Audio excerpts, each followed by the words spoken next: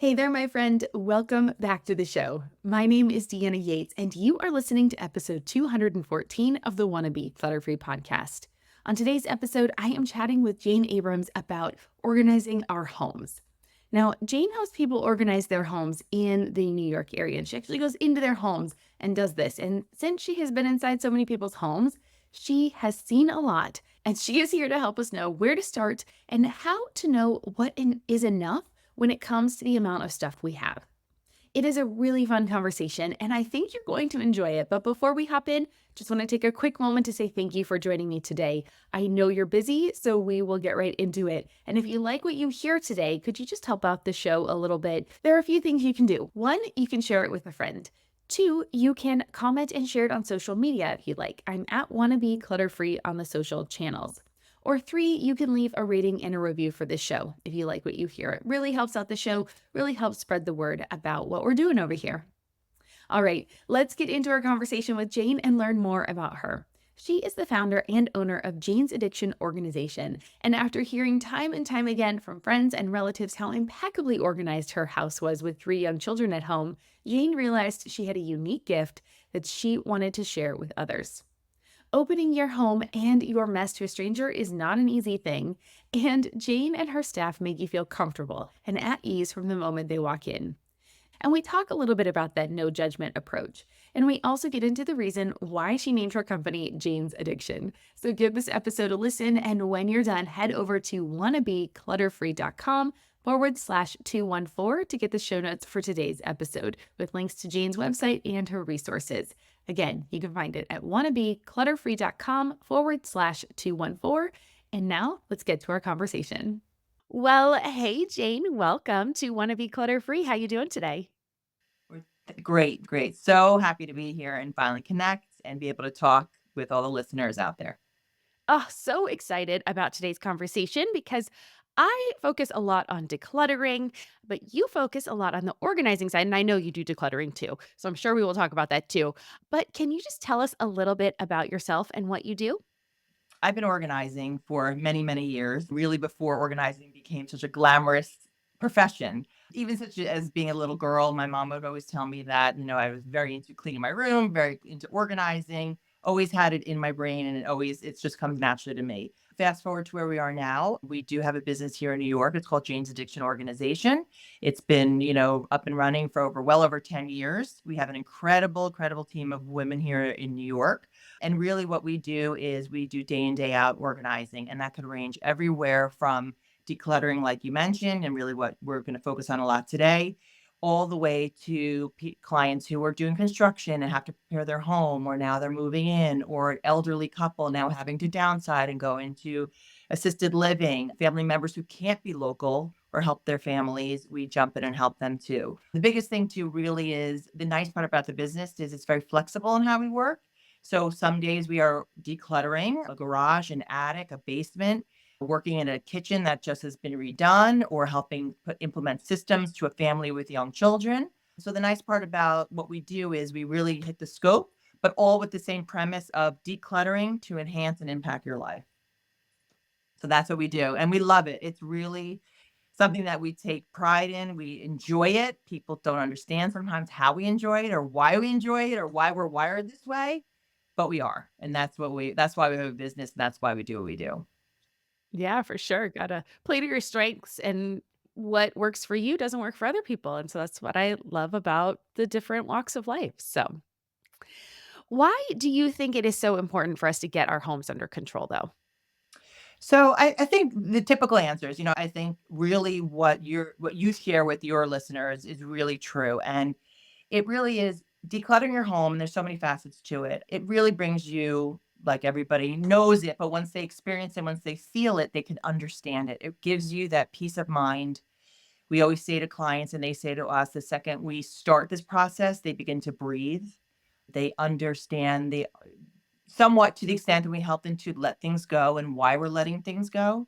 But I do think, the biggest thing for us too is the decluttering part is wonderful. We make it easy for our clients. We take a step back where we pull it all out and organize it.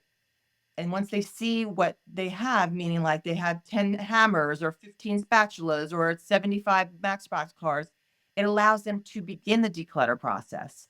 And it's easy for us to say, great, let's declutter and throw it all out. But you know what? This is why they're calling us in to help them get to this process. So the decluttering really for us is about the calmness and the serenity and order and systems, but really for us too, in the end result, is about either whether it's now having your family be able to sit around the dining room table for the first time in years, whether it's now finally being able to go through all those beautiful family memories of your parents or grandparents, because now all your memorabilia is not shoved in a closet and on the floor and stacked high and you can't get to what you want to.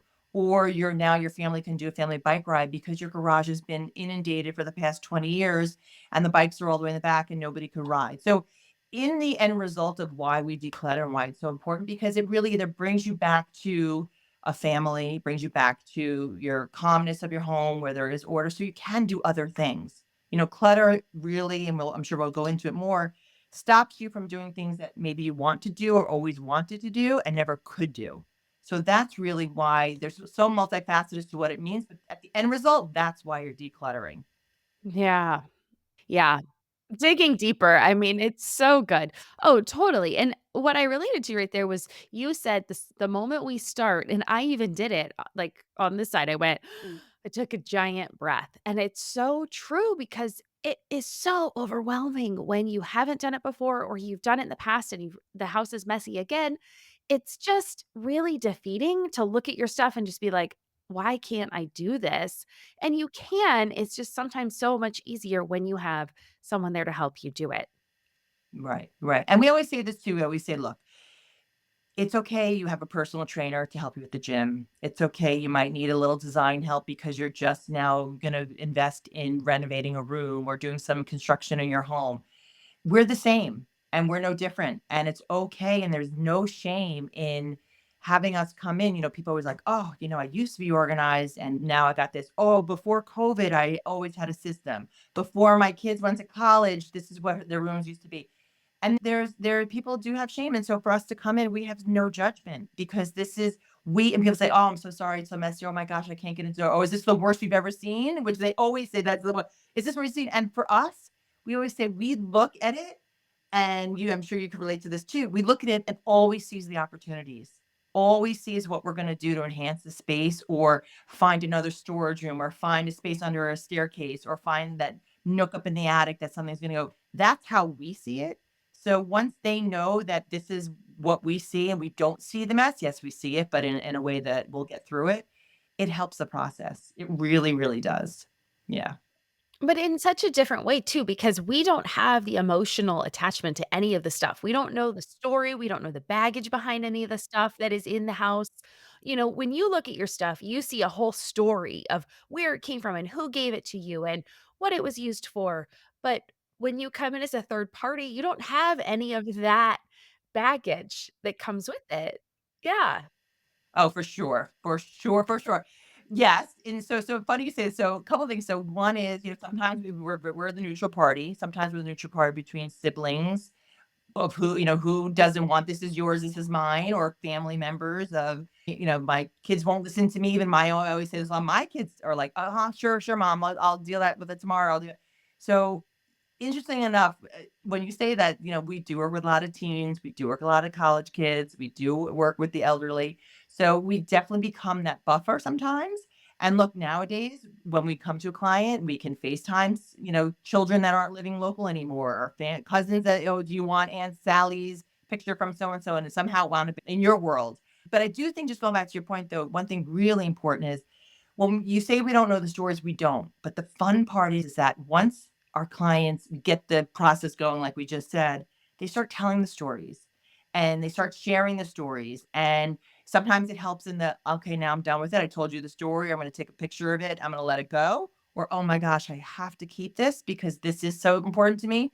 And we're good with that. Sometimes we always say that sometimes we override what they want to get rid of because their grandkids or whoever's going to want to see it one day, but at least now we know it's there and it's either labeled or binned or in a manageable way that it's not that overwhelming. And we're not just here to throw it all out because nobody wants it.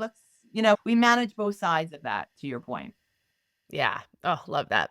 All right. I want to switch gears just a little bit because I think we are regularly told that money can buy happiness. And I think the implication there means more stuff, right? The more money you have, the more stuff you can buy, the happier you'll be. But clearly, we have more stuff than ever, and studies are showing that we aren't very happy. So, why this disconnect? Okay, very good question. So, because it could go a million different directions. So, it's not necessarily of having more stuff makes you happy. It's having the right stuff to make you happy.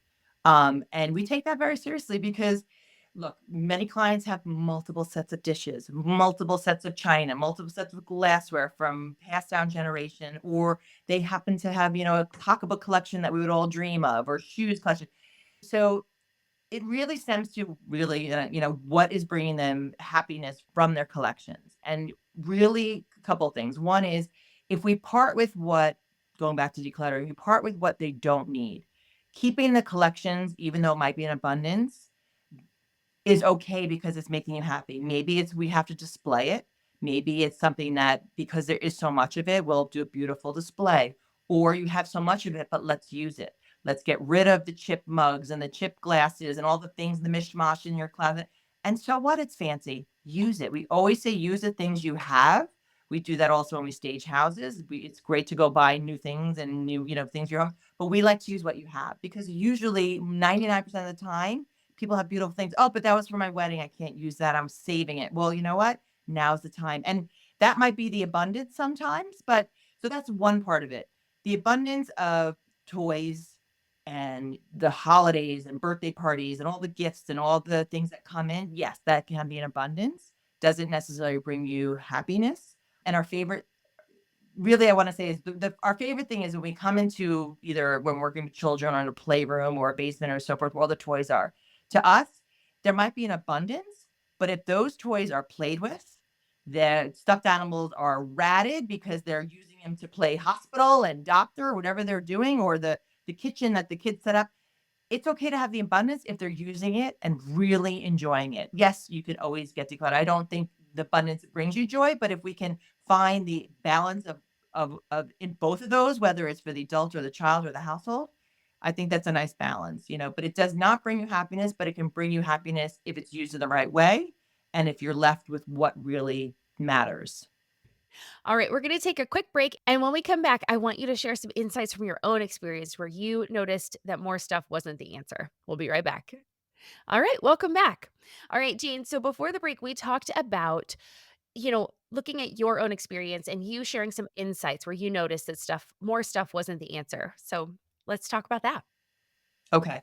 Well, funny you should say that. So actually yesterday, we worked with a client. We're getting their home, somewhat ready to go on the market. However, our team was there. I was particularly in this garage, and this garage has been filled for 20 plus years with furniture that they had to have, had to keep, had to eventually use for somewhere down the road, whether it was for grandkids or so forth.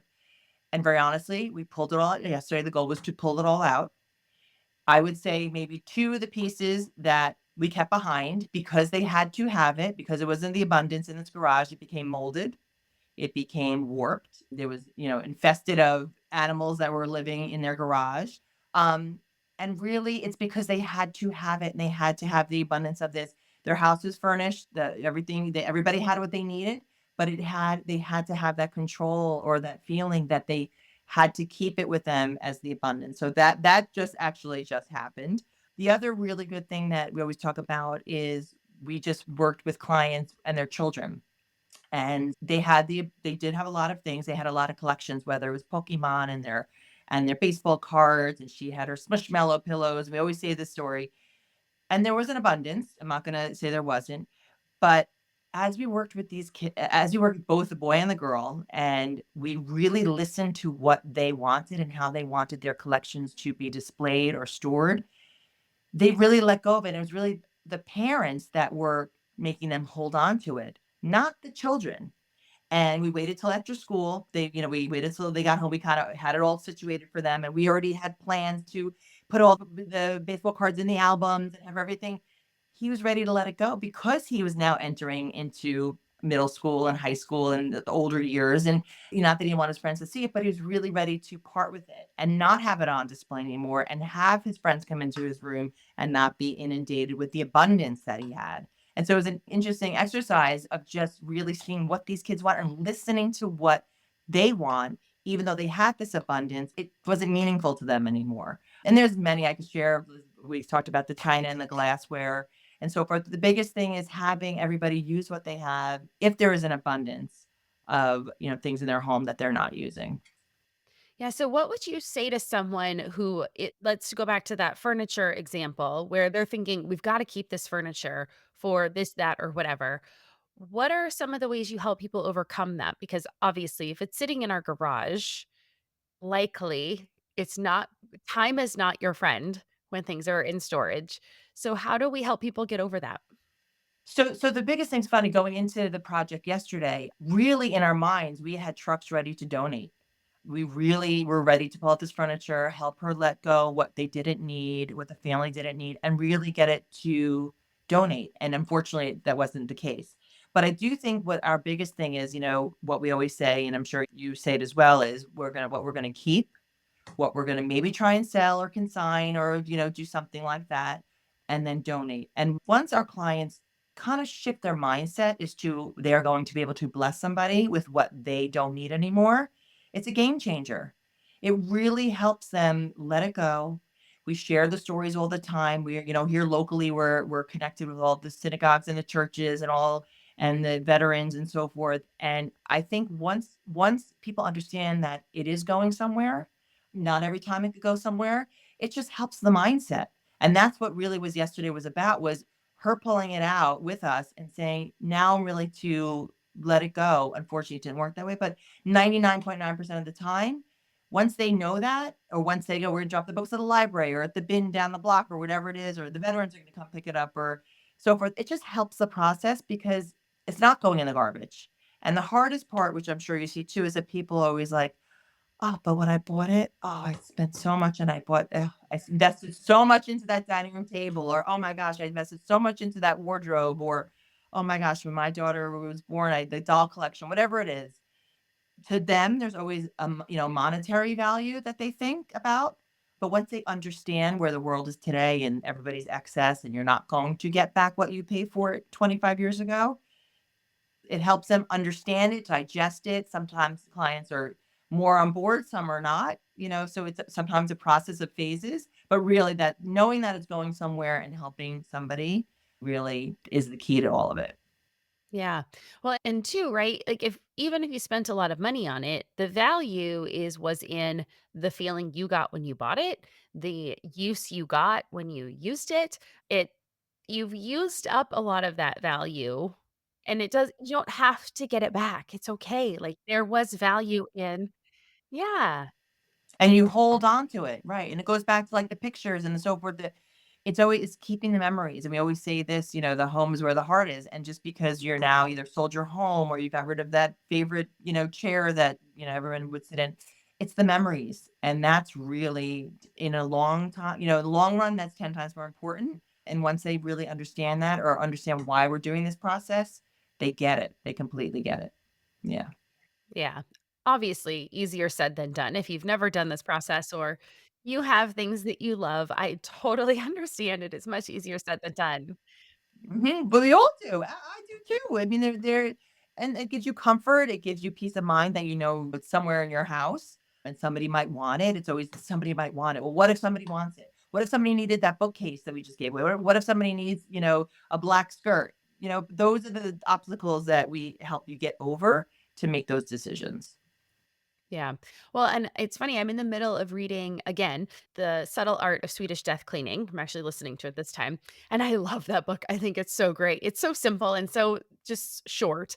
But she does the same thing of like, as you're decluttering, if you think, oh, someone might want this, well, start asking those people now, right? Ask people in your family if they want this furniture now. Ask people if they want this black skirt or this picture or this extra china set because there might be people that want it now, and then that's gonna help you kind of alleviate a little bit of that guilt or just negative feelings about decluttering, and you'll know who it's going to. I also love our local Buy Nothing group. I'm sure there's things there or Oh, I was just gonna say that next. Look, a lot of times we do that. We're on site. We'll say, either curb alert or, now with the way the world works, we are quickly shooting pictures constantly and sending them to every family member, or we are hooked up with all the local charities. Because there's so many ways now. You don't have to wait till everybody comes on a holiday 6 months from now, and that's taking up your space. And we know you're in a window, so you have till, 4 o'clock till that truck comes, or tomorrow when we finish the project, because it gives you that deadline. It gives you that, it's nice to have a deadline. It's nice to know that eventually it's gonna go. But yes, it's so true. Absolutely so true. totally. So good. All right. So let's take another quick break. And when we come back, I want to talk with you about how to find what enough is for us. We talked about a little bit about that earlier on where we were talking about the abundance, but I want us to figure out how we can find out what enough means for us. We'll be right back. All right, welcome back. Well, Jane, can you walk us through, how we can figure out what enough means for us? Sure, sure, sure. I think when we're working in family homes, I think the biggest thing really when you say enough is it kind of goes back to what we first started talking about was, is it enough meaning your family can spend time? Is it enough meaning that you have what you need, where it goes in your home, where the systems are, so you can continue on, and that is enough. Meaning, like, yes, you talk about abundance, but what you have with you in your home is giving you the satisfaction or giving you the joy so you can do other things in your life. Meaning that when your kids come home from school, there is a system there. And this is where everything goes. And it's a lot about the routines and enough for your family, for you as, parents and so forth, of being able to have places in your home where everything is, or the calmness, so you can do more in your life. And that is where the enough comes. It's not the stuff that gives you the enough. It's the stuff that you can do together that will give you the enough. And it's the things in your home that are not bogging you down so you can't do the things to fulfill your life more. You don't want to get caught up in the things that are setting you back. You want to have the things in order in some sort of system. It doesn't have to be perfect, but everybody knows where their things belong, or things have a home at the end of the night, when you're cleaning up or you're doing your last minute, because the enough is not the stuff. The enough is being able to do what you want to do. Um, that's kind of how we look at it. I love it. The enough is not the stuff, it's being able to do what you want to do. It's not the stuff. It's really, and sometimes it is the stuff, but I don't want to negate the stuff because the stuff is very important. But again, it just goes back to your original point of why we declutter, because the stuff shouldn't take over your life. It should be part of your life. And in your world of, bringing it out when the family comes, or bringing when your kids have friends over because their toys are i- not all over the house and taking over the world. They know where they're playing, or you'll be able to do your work. So that's really what we strive for, to give you enough and to understand what enough is, because that will naturally happen that way. Yeah, love that. All right. So if someone is new to decluttering, where do you recommend they start?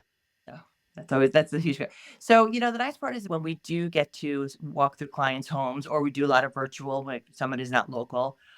We really we a couple things. One is we always say start small.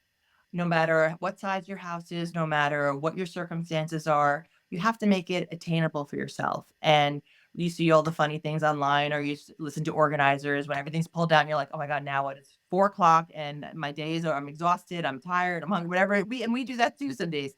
But you have to make it attainable and achievable, because once you see that you're able to do it, even if it's a drawer, and we always say to people, while you're on the phone, pull out the drawer. While you're having that conversation, pull out that junk drawer. And the biggest thing we say to clients is like things together. Well, why do you have to pull it out? Because once you see all the like things together that you have in your junk drawer, 75 things of scotch tape and 65 pencils and post-its and so forth, you need to see what you have, and that will help you with this decluttering process. So I think the biggest thing is start small.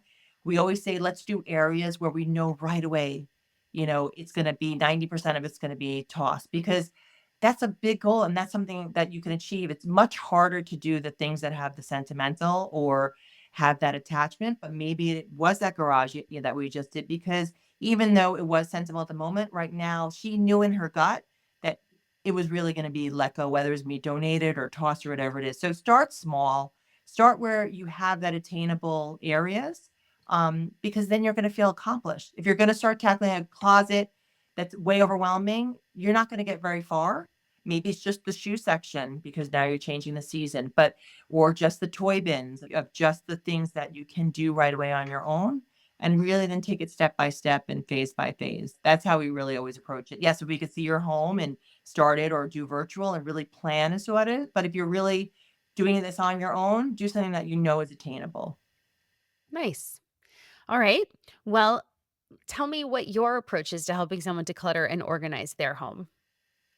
So, like we said, so we are able to go see a client's home. The biggest thing is that we see all the time, and this is funny, we always say this, is that sometimes you have to take two steps backwards in order to go forwards. And I mean, somebody will say, but I just called you to help me with my pantry. So we said, that's great, but we need to see your entire home because we need to see how you live, how your kids are coming home, where they're dropping their backpacks, where you're coming with your groceries or your Costco, your backpack. We're not there to do your entire home, but sometimes if you call us for a certain area to declutter and so forth, it has to go somewhere. And 99% of the time, those areas that has to go somewhere are stuffed to the gills or have things that the attainable areas that can be easily tossed or gone through quickly. So that's how we start. So sometimes we say we have to go a little bit backwards and then we will go forwards. And this is why we come with the team because we do get a lot done in a day. So if we are going to say, for example, let's start and declutter in your kitchen, you have the beautiful platters and so forth that can't fit anywhere. But you know what? Right downstairs or right in your basement, you have this incredible storage closet that is now housing everybody's hand-me-downs that everybody outgrew the sizes. Well, let's pull that out quickly, go through them quickly. 99% of the time it's going to be donated. And now we just gain space to now bring everything from the kitchen or that area, the dining room that now can go to another area. So we come with kind of a full prong approach of finding those areas, finding those spaces and start to declutter. But again, it doesn't matter what we're doing. It goes back to let's pull it all out, categorize it, see what you have, which will help in your decision making, the decluttering process. And that's with any area in the house. So that's how we start.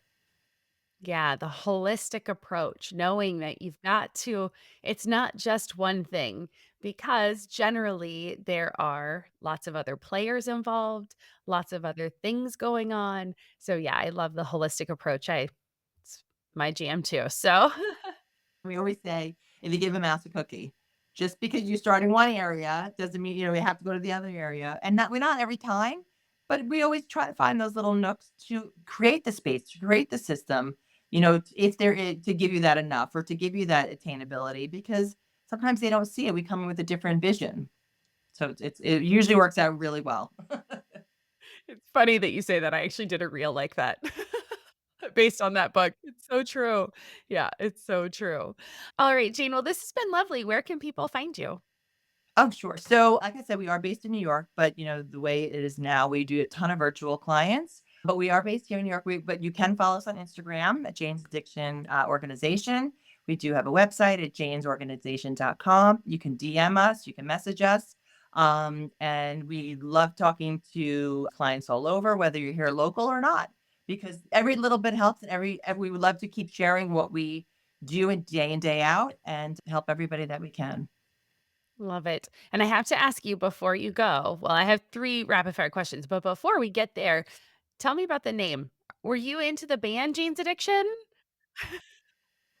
So, well, it's funny. That's a really, really question. So, yes. So years ago, when we were starting this business, you have to find a name. Anyway, long story short, somebody said to me, "What about Jane's Addiction?" And at first I said, yes, I know the band. Absolutely. It's great music and all that kind of good stuff. I can't use their name. Oh my gosh. So anyway, really the premise behind it was, I was like, oh, addiction, that's not really great. Addiction, it just doesn't bring a healthy connotation to it. But then as we were talking about it, it's the addiction, it's the desire of a healthy addiction. And you know it, once you start this process and once you start the decluttering or you see the vision, you see the light, you see the opportunity, it becomes an addiction because you now see your home and it all stems back to the calmness in your home, the serenity or the systems, or now my children can have friends over. For us, it became a healthy addiction and it wasn't a negative, it became a positive.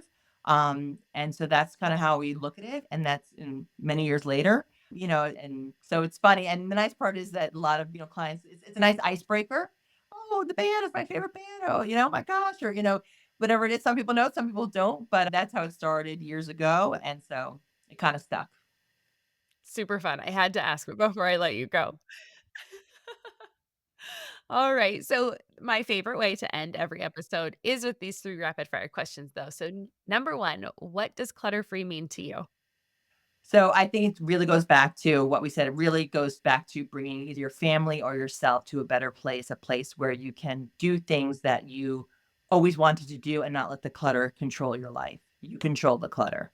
That's how I look at it. Love it. Number two, what's making you happy right now or in this season of life? Oh, even better. So I didn't really talk a lot about the team, but the team that I work with day in, day out, that is what absolutely is the goal, is to continue to share what we do, continue to impact lives, and continue to enhance somebody's life. It's just what we do and what we do best day in and day out. So that is a continued goal, hands down, every single day. Ah, well, you lead me right into number three, which is what's a goal you have for yourself this year? Oh, even better. So I think, again, I'm just going to go back to the team, not personally, just really because we are a company of women that do this day and out. We have a lot of things in the hopper, whether we have some product, but I think the biggest thing is really, and thank you for having me, because really sharing what we do best, sharing with, women like you who are really sharing the knowledge. And if we can be part of, that's our goal, to keep going out there. We're just starting to do a lot of outreach and so forth, of just being able to share what we love to do. So that's a huge goal. Ah, so great. Well, Jane, this has been lovely. Thank you for coming on and sharing your expertise and knowledge. And I know people are going to want to connect. So thanks. Thank you. Thank you so much. Thanks for having me. Yeah, have a great day. Well, I had fun with that conversation, and I hope you enjoyed it a lot too. I think one of the biggest takeaways for me was that we can't let our own perceived shame hold us back from getting the life we want. A moment or two of being uncomfortable and stepping outside of what we normally do could be the thing that opens you up to a whole new world of possibilities. But I would love to know your thoughts on this episode. What stuck out for you the most?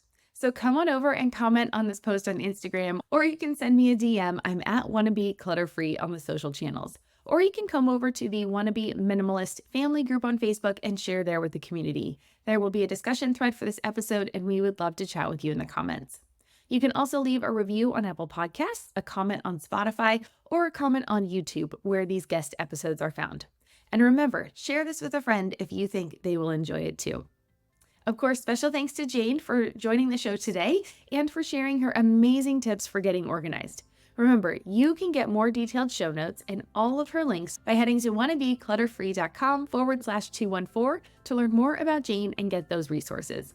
And of course, thank you to you for joining me today. If you like the show, go ahead and leave it a 5-star rating.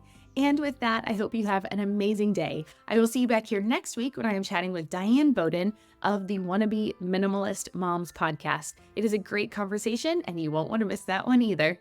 All right, until next time, take care, keep things simple. Don't let shame or embarrassment hold you back. And remember, I believe in you. I'm Deanna Yates, and you've been listening to Wannabe Clutter Free. I'll see you next week. Cheers.